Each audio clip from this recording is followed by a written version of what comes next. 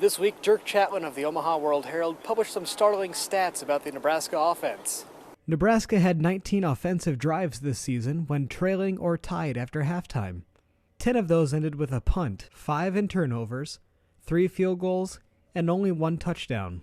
Chatwin goes on to say that when Rex Burkhead carried or received the ball, he gained just over an average of 6 yards per play versus just about 2.5 yards per play when he didn't. Even though the football season for the UNO Mavericks ended nearly a month ago, that doesn't mean UNO students are done with football. With the recent turmoil with the Husker football program, I decided to ask some UNO students how they felt about the 2010 Husker season. Now that Nebraska did not win the Big 12 championship, do you consider this season a failure, and why? I do consider it a failure. Number one, because we didn't win the Big 12. I still wouldn't say it's a failure. Obviously, it's not an overwhelming success, but I don't think it's a failure. I would not say it's a failure because we got better from last year. Do you feel that Nebraska should make any coaching changes? Well, I think it's in the works. For a simple answer, yeah, probably. They were talking about Sean Watson. I don't believe they should change it. Nebraska finishes their season with a trip to the Holiday Bowl in San Diego, where they'll match up against the Washington Huskies, a team they defeated earlier in the season by a score of 56-21. For the Omaha News, I'm Brandon Bartling. Through the lobby and past the train cars, avid users of the online radio service Pandora gathered at the Durham Museum to give feedback. Nobody can explain what Pandora is better than its founder, Tim Westergren. So it's a personalized radio service. It allows people to create stations based on their favorite songs and artists, and then listen to them over computers, smartphones, consumer electronics devices, and essentially create kind of a personalized listening experience. To perfect a radio station, users can rate songs as thumbs up or thumbs down. This tells Pandora what to play.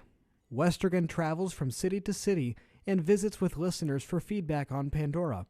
In the meeting, he said he's done over 200 sessions similar to the one in Omaha. While I wasn't allowed to film the session itself, I did get a chance to talk with Westergren after the meeting had adjourned.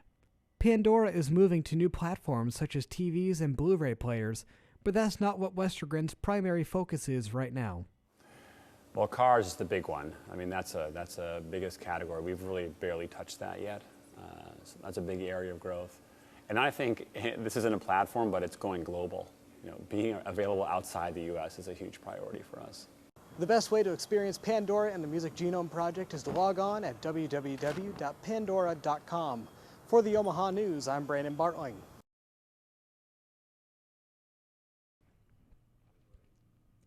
October 10th, 2010, better known as 10-10-10, was a memorable day. Around the world, projects were taking place to make the world greener with 350.org, and also OneDayOnEarth.org attempted to have people worldwide capture just that, one day on Earth. The University of Nebraska at Omaha celebrated 10-10-10 by hosting the Omaha 10-10-10 Conference.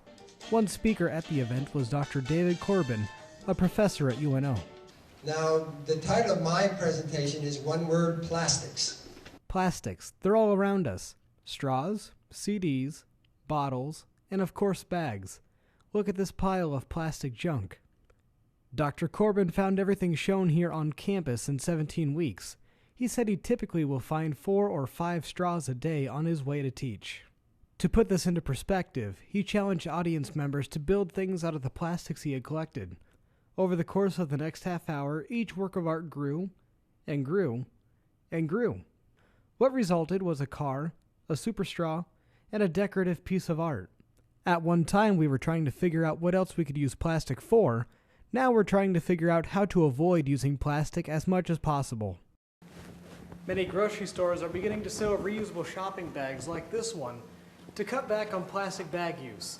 It's an easy way to do your part to help the environment. For the Omaha News, I'm Brandon Bartling.